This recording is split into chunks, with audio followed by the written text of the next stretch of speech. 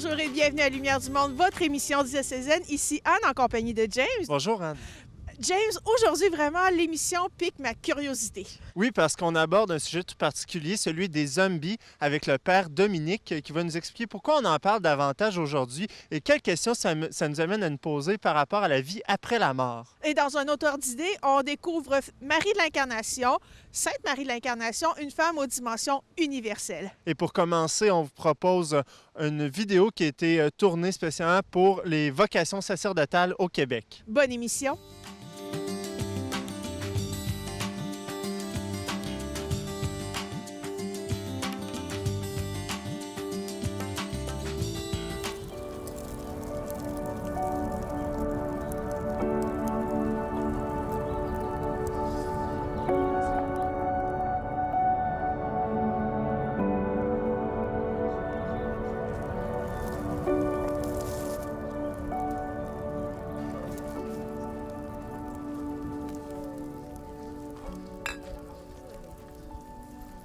Marco, t'es tombé silencieux. C'est toi qui mets l'ambiance d'habitude. Ah, je sais bien. Je suis juste un peu dans mes pensées, là. Come on. J'ai besoin de toi pour avoir du fun.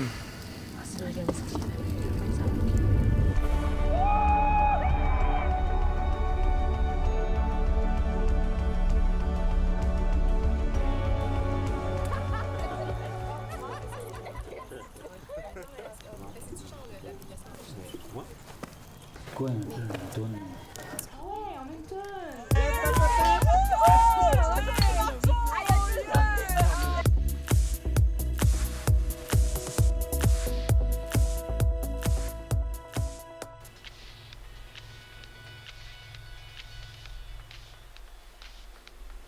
Mes journées se suivent et sont à peu près les mêmes.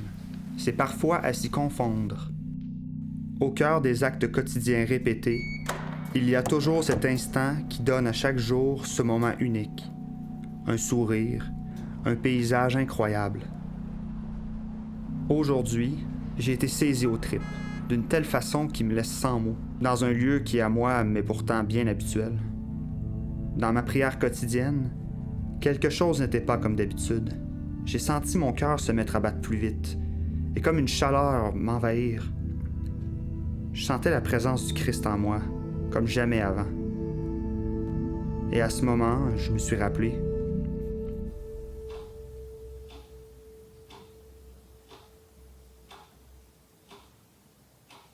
Il y a quelque chose quand même que je porte avec moi depuis un certain temps, puis que je sais plus vraiment où j'en suis en fait là. Je me rappelle de ce tu m'as appris l'amour de Dieu, tu m'as montré sa présence dans l'Eucharistie, tu m'as montré tous les bienfaits que le Seigneur fait pour nous. J'ai le goût de partager ça avec les gens. Je pense que je suis appelé à être prêtre. J'essaie de faire sa volonté depuis que je suis tout petit, puis là je sais vraiment pas si je veux dire oui à ça. C'est beau ce que tu m'apprends. C'est grand. Je sais pas si je suis capable d'être fidèle à ça. Tu fasses confiance. Mais juste la confiance, c'est pas... C'est pas assez. Ça prend la prière. Ça prend l'amour.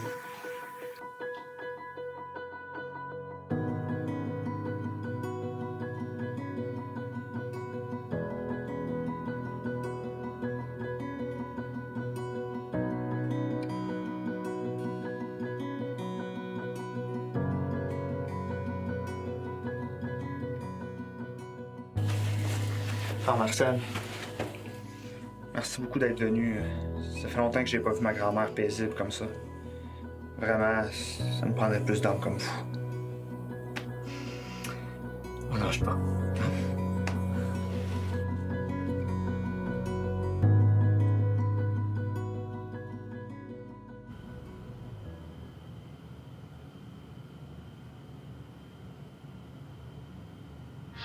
La réponse que j'ai eue dans mon cœur, ça a été l'évidence que je ne serais pas comblé tout de suite, mais qu'il y avait un chemin de vérité que je pouvais faire, mais que moi, il fallait que ma vie devienne belle aussi.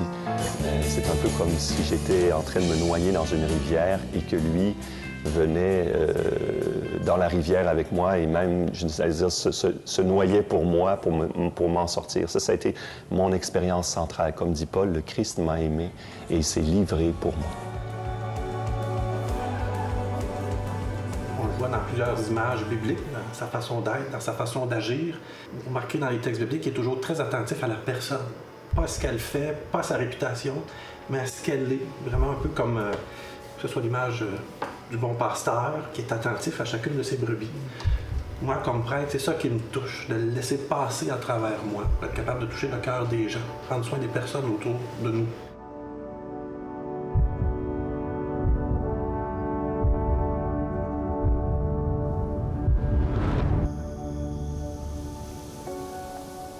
Oui, bonjour, Abbé Vincent. Ouais, je vous appelle parce que... Je sens vraiment en moi un désir fort d'aider les autres à s'en sortir. J'ai l'impression que Dieu veut peut-être que je sois prêtre. Je sais pas trop quoi faire avec ça, en fait. C'est vrai que c'est pas facile à discerner. Je dois t'avouer que moi aussi, je me suis posé des questions. Ce qui m'a aidé, c'est vraiment des personnes autour de moi qui ont pu m'inspirer. Ben, le prêtre de ma paroisse chez nous, on le voyait présent à la communauté. C'est un gars qui était accueillant, qui était ouvert, écoute, qui était accessible. On pouvait facilement le rencontrer. Moi, ça m'a vraiment touché. J'avais le goût un peu d'être comme lui. Tu sais, texte-moi, puis on ira prendre un café ensemble, on s'assoira. Tu sais, vraiment, là, Marc-Olivier, hésite pas.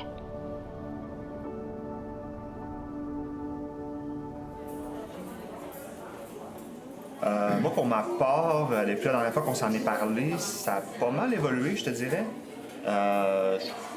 Mais par exemple, toi, là, qu'est-ce qui a fait que tu as fait les derniers pas? J'ai rencontré des prêtres heureux, épanouis dans leur ministère, qui me montrent un peu quelle place que je pourrais avoir dans l'Église ou quel genre de prêtre je pourrais être. J'ai rencontré mon évêque. Ça, nos évêques, ils ont beaucoup de responsabilités, mais ils sont vraiment disponibles et à l'écoute pour nous. Ouais, j'aurais pas pensé aller voir mon évêque pour ça. Ouais, il y a aussi des groupes qui organisent des activités, des retraites spirituelles pour des jeunes. Donc, c'est des moments forts en Église qui nous aident à grandir et aussi à fortifier notre désir d'être prêtre, rendre ça plus concret. Il n'y a pas de communauté sans prêtre, il n'y a pas de prêtre sans communauté. Le prêtre est pris au sein de la communauté pour être remis au milieu de la communauté. Le prêtre est le pasteur qui est au milieu des brebis. Un prêtre donc est au milieu de la communauté pour l'éclairer et pour le guider. Et vous avez été là, chacun de vous. Les hommes peuvent passer, mais la mission et l'Église demeurent. Parce que la mission, c'est la mission de Jésus-Christ. L'Église, c'est l'Église de Jésus-Christ. Il appelle chacun de nous, avec nos forces, avec nos faiblesses, avec nos manquements, avec notre énergie, à s'unir à lui pour faire avancer cette Église-là. Je te souhaite la bienvenue. Merci. Bon. Ce que j'en ai compris, c'est que tu t'interroges sur ta vocation. T'es pas le seul à cheminer, à te poser ces questions-là, tu sais, la prêtrise, la vocation sacerdotale. J'imagine que tu as prié, tu as médité, tu as regardé tout ça. Et là, tu arrives à un tournant où tu as beaucoup de questions. C'est ça, en fait. Comment on fait pour être sûr qu'on est vraiment appelé? Les équipes diocésaines vont être là pour mettre des gens sur ton chemin qui vont te permettre de mettre en mots tes questionnements. Dans le fond, c'est pareil. C'est pareil partout. Je veux dire, ça fonctionne de la même façon dans tous les diocèses, c'est ça? Alors, je pourrais dire que tous les diocèses ne disposent pas nécessairement des mêmes outils. OK? Si je prends Montréal, eux autres, ils ont un service de pastoral qui est dédié, parfois des comités, parfois des personnes répondantes. OK?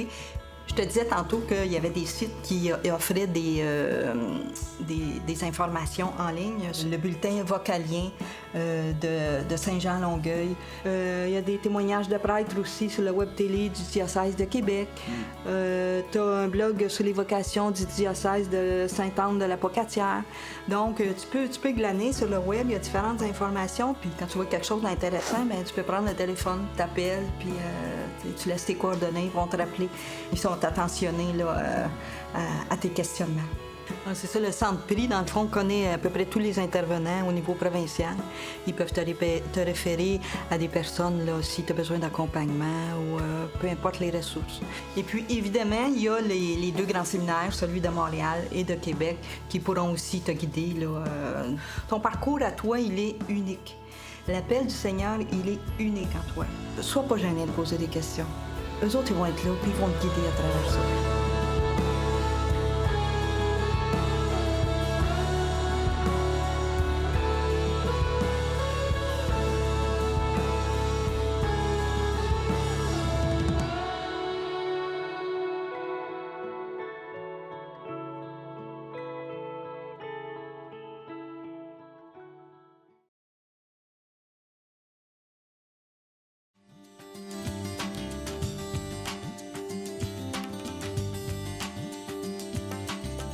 Les zombies ou la résurrection de la chair?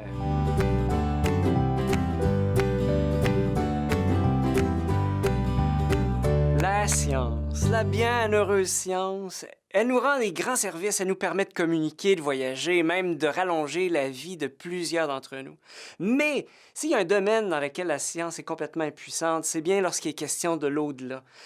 Qu'est-ce qu'il y a après la mort? On a beau interroger la physique, la chimie, l'astronautique, la biologie, la neuropsychologie, la médecine, la philosophie, rien à faire, elles sont muettes comme des poissons. Puis c'est pas de leur faute, c'est une limite, on a toutes nos limites. Pourtant, quand on se retrouve à des funérailles, on ne peut pas ne pas se poser la question, qu'est-ce qu'il y a de l'autre bord? La vie continue ou bien c'est le néant? Bien, cette question-là, c'est une question religieuse, qu'on le veuille ou qu'on ne veuille pas. La configuration de notre esprit ne peut pas ne pas se poser cette question-là. Et elle est préoccupante parce que ça nous concerne, toi puis moi. À la limite, on peut l'étouffer, genre ne pas y penser, mais ça revient toujours, et souvent brusquement, lors du décès d'un de nos proches. À la question « Qu'est-ce qu'il y a après la mort? » l'Église donne une réponse. Une réponse qui s'appuie sur la Bible. Et cette réponse, la voici. C'est dans le catéchisme de l'Église catholique au numéro 989. Nous croyons fermement et nous espérons que de même que le Christ est vraiment ressuscité des morts et qu'il vit pour toujours, de même après leur mort, les justes vivront pour toujours avec le Christ ressuscité et qu'il les ressuscitera au dernier jour. Jean, chapitre 6, versets 39-40. Comme la sienne, notre résurrection sera l'œuvre de la très sainte Trinité. Les justes vivront pour toujours! Mais, tu crois à ça, toi? Oui, je crois ça. Parce que sans ça, pour moi, la vie serait absurde et privée de sens. Carrément. S'il n'y a pas de vie éternelle, s'il n'y a pas une vie de bonheur avec Dieu qui nous attend après la mort, alors pourquoi se lever le matin? À quoi ça sert de vivre, de bâtir, d'aimer, d'innover, si de toute façon on va mourir, puis qu'après la mort, il n'y a plus rien? Oui, moi je crois à ça fermement. C'est ce qui me donne personnellement la joie et la motivation d'aimer au jour le jour. Pour moi, là, la foi est vraiment une force pour vivre. Je dis ça parce que nous vivons dans une société qui souvent a perdu l'espérance et le sens de la vie. Prenons un exemple. Prenons les zombies. C'est drôle, hein? Comment expliquer que les zombies ont gagné à ce point en popularité ces dernières années? Qu'est-ce qui fait que les films de zombies rejoignent autant les gens? On dirait que ces films-là nous parlent de quelque chose qui a un lien avec notre sujet d'aujourd'hui. Comment est-ce qu'on va vivre après la mort? Est-ce que les morts vont ressusciter? Et surtout, comment? Les zombies nous rappellent brutalement une chose. Même si notre esprit connaît aucune limite pour penser ou pour désirer, notre esprit est capable de penser l'infini. Notre corps, lui, il est fini. Ça veut dire limité. Pire, il ne peut aller que vers la dégradation et la mort. Prenez la photo d'un mannequin dans les années 60 puis regardez-la aujourd'hui. Ce beau corps qui a été le siège de la vie, on le voit dépérir à vue d'œil. Pire, après la mort, quand on le voit en état de décomposition, c'est l'horreur! D'ailleurs, c'est la seule et unique recette des films d'horreur. montrer explicitement la dégradation du corps humain. Alors, la question se pose, ce corps qui est le mien, qui va dépérir, puis qui va mourir, puis qui va se dégrader, ne suis-je, moi, que cela? Ne suis-je qu'un petit paquet de viande qui aurait pu ne jamais exister? Pour moi, comme chrétien, je crois non seulement à la vie éternelle, mais à la résurrection de la chair. Oui, parce que le Seigneur Jésus est ressuscité avec son corps, j'ai l'espérance de ressusciter avec mon corps. Que dit la Bible à ce sujet? Bien, je vous partage un extrait de la lettre de Saint Paul aux Philippiens. Il dit « Notre cité à nous est dans les cieux, d'où nous attendons, comme Sauveur, le Seigneur Jésus-Christ, qui transformera notre corps humilié pour le rendre semblable à son corps de gloire, avec la force qui le rend capable aussi de tout soumettre à son pouvoir. » C'est au chapitre 3, versets 20 et 21. L'espérance chrétienne, c'est non seulement la certitude de la vie après la mort, mais aussi la joie de retrouver notre propre corps, qui sera alors glorifié, rempli de beauté et de lumière, parce que totalement uni à Dieu Trinité. C'est extraordinaire. Parce que nous sommes baptisés, nous sommes membres du corps du Christ, membres d'un vivant pour l'éternité. Et cette espérance que donne la foi n'est pas une illusion, elle est vraiment une réalité. Les zombies, ces êtres humains complètement déshumanisés, sans aucune dignité, réduits à l'état de bêtes, ils sont la personnification des peurs d'une société qui a perdu ou qui n'a pas encore découvert l'espérance de la résurrection. Et il y a des zombies dans l'Évangile. Par exemple, possédé en Marc chapitre 5, il habitait dans les tombeaux et personne ne pouvait plus l'attacher, même avec une chaîne. En effet, on l'avait souvent attaché avec des fers aux pieds et des chaînes, mais il avait rompu les chaînes et brisé les fers. Personne ne pouvait le maîtriser. Va lire la suite, c'est super intéressant. Il y a un autre zombie, entre guillemets, c'est Lazare, un des amis de Jésus. On lit dans l'Évangile, selon Saint Jean, au chapitre 11, que Lazare était mort depuis 4 jours. Et Jésus a pleuré sur son ami Lazare. Puis il a dit, « Enlevez la pierre. » Marthe, la sœur de Lazare, de répondre, « Seigneur, il sent déjà. C'est le 4e jour qu'il est là. » Mais Jésus, qui lui avait dit auparavant, « Moi, je suis la résurrection et la vie. Celui qui croit en moi, même s'il meurt, vivra. » Eh bien, dit à Marthe, « Ne te l'ai-je pas dit, si tu crois, tu verras la gloire de Dieu. » Puis, il se tourne vers le tombeau et dit, « Lazare, viens dehors. » L'Évangile nous dit, le mort sortit, les pieds et les mains liés par des bandelettes, le visage enveloppé dans un suaire. Et Jésus dit alors, « Déliez-le et laissez-le aller. » Déliez-le. Un zombie n'a-t-il pas besoin d'être délié de la mort et de la dégradation plutôt qu'on lui tire dessus à bout portant? De la même manière, n'a-t-on pas besoin d'être délié de la peur de la mort par une vraie rencontre avec Jésus-Christ, qui est la résurrection et la vie? Es-tu en manque d'espérance? Il est, lui, le vainqueur de la mort, et seulement lui. Plus encore, il est celui qui a vécu notre mort jusqu'au bout, pour que nous ayons la vie. Cela se donne à voir dans le même évangile que je vous ai raconté, car lorsque Jésus ressuscite Lazare, les Juifs décident sa mort. Et Jésus en est très, très conscient. C'est comme un échange. D'une certaine manière, Jésus rend la vie à Lazare en acceptant de prendre sur lui sa mort. En fait, Jésus prend notre mort à tous, de sorte que dans sa mort sur la croix, il nous rend la vie à toi et à moi. Alors, je crois en la résurrection de la chair et en la vie éternelle. Et toi? C'était Père Dominique pour ECDQ.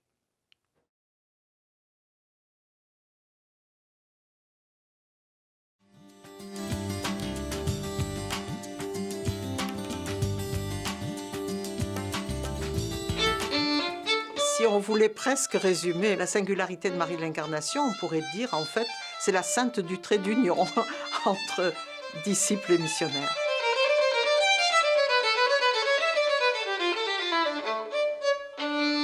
C'est une femme mystique, profondément mystique, mais qui a cette sorte d'équilibre général, elle est très posée, elle réfléchit, elle s'adresse aussi bien à notre cœur qu'à notre raison. Puis en plus, elle a une richesse de vie sans pareil.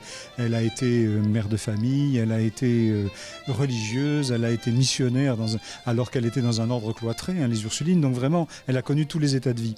J'ai beaucoup travaillé sur les auteurs du XVIIe siècle, les moralistes, les spirituels. Très souvent, la descente en soi est une descente dans les profondeurs de l'obscurité. Chez Marie de l'Incarnation, la lumière de Dieu se réfracte, si on peut dire, dans l'âme. Et donc, quand on rentre en soi, une fois qu'on a essayé d'évacuer le péché, on trouve la lumière de Dieu. Et ça m'a semblé une vision très optimiste de la vie spirituelle. Si on se demande ce que Marie de l'Incarnation apporte de particulier, nécessairement, on va avoir à la comparer, parce qu'elle est dans une période extrêmement riche au point de vue mystique. On a même dit que c'était une invasion mystique au début du XVIIe siècle. Et puis, il y a eu surtout la grande Thérèse d'Avila, quelques années auparavant. Elle sera canonisée en 1622. À ce moment-là, Marie de l'Incarnation a 23 ans, voyez-vous, donc c'est très important. Ces mystiques-là sont dans ce qu'on appelle une mystique nuptiale, c'est-à-dire une mystique de la relation intime avec Dieu, dont le modèle est l'épouse du Cantique des Cantiques. Alors, elles sont dans cette relation de l'union la plus intime avec Dieu, de l'âme avec Dieu. Mais c'est un mariage mystique qu'elle vit alors qu'elle a 27 ans. Elle est laïque. Thérèse vivra le mariage mystique à la fin de sa vie. C'est un sommet pour Thérèse, si vous voulez. Pour Marie de l'Incarnation, ce n'est pas un sommet. Je ne dis pas que c'est un début. Mais enfin, c'est une étape majeure dans son existence. À partir de ce moment-là, elle dira « Je suis dans un état foncier et quel que soit mon état, je suis épouse. » Mais il y aura d'autres éléments. Et là, elle nous apprend quelque chose des évangiles et du message du Christ. Immédiatement, elle a un souci apostolique qui naît. Mais le immédiatement, c'est vraiment le immédiatement. Tout de suite après le mariage, elle va s'exclamer en parlant au Verbe incarné « Vous êtes mon moi, vous êtes mon mien. » Et fin de la phrase, « Allons aux affaires que vous m'avez commises. » Alors, quelles sont les affaires du Verbe incarné? C'est la rédemption, c'est le salut des âmes. Donc, immédiatement, elle a un élan apostolique. Et elle est tellement heureuse de ce qu'elle a vécu en union avec le Christ, découvrant l'amour de Dieu pour elle, que ça lui devient insupportable que des âmes ne le sachent pas, ne connaissent pas ça, que des âmes ne connaissent pas de quel amour elles sont aimées.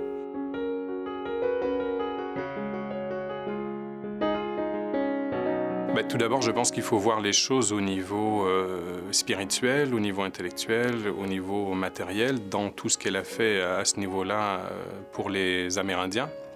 Donc ça, c'est la première chose. Ensuite, elle a quand même fondé un monastère à Québec, le monastère des Ursulines, qui existe encore aujourd'hui. Et à ce niveau-là aussi, il faut souligner que c'est la première œuvre éducative et de formation à l'égard des Amérindiennes, mais aussi des jeunes filles françaises. Et puis également les dictionnaires qu'elle a écrits pour l'évangélisation, pour aider à l'évangélisation des peuples autochtones. Et ce qui la motive, c'est l'esprit apostolique et l'esprit missionnaire. Et dès qu'elle est jeune, elle a déjà cet aspect missionnaire qui est présent chez elle. Donc c'est ça qui explique qu'elle a quitté son pays, pour venir s'installer ici, dans un endroit où le climat est quand même rude et où il n'y a pas tous les éléments du confort moderne, et puis également risquer la traversée, qui était très dangereuse à l'époque. Donc ce qui la motive, c'est vraiment son esprit apostolique. Elle n'est pas là pour imposer sa culture. Ça, je pense que c'est un aspect important. C'est elle qui apprend les langues des Amérindiens. Au départ, on voit qu'elle veut un peu les civiliser, leur apporter la civilisation française, et elle s'aperçoit rapidement que ça ne fonctionnera pas, premièrement, et deuxièmement, que c'est pas ça le plus important. Le plus important pour elle, c'est de leur faire connaître le Christ. Donc, elle vient évangéliser les Amérindiens mais elle le fait vraiment dans un esprit de grand respect pour leur culture. C'est une sainte déjà, donc elle appartient à l'Église universelle. Chacun peut la prier, l'invoquer dans ses besoins. C'est la communion des saints. Et puis Marie de l'Incarnation était une personne vraiment conduite par l'Esprit Saint, qui est pour elle le moteur qui l'a fait agir, aussi bien dans sa vie contemplative que dans sa vie active, dans sa vie de missionnaire. C'est ce que nous retrouvons de manière incroyable dans la joie de l'Évangile du pape François, lorsqu'il insiste sur le trait d'union entre disciples et missionnaires. Il ne s'agit pas seulement d'être disciple, c'est-à-dire de se mettre à la suite du Christ et de viser à l'intimité avec lui. Ça, c'est l'aspect nuptial, si vous voulez. Mais le disciple se doit d'être missionnaire, c'est-à-dire toute la dimension apostolique. C'est le double commandement de l'amour, amour de Dieu, puis amour des autres.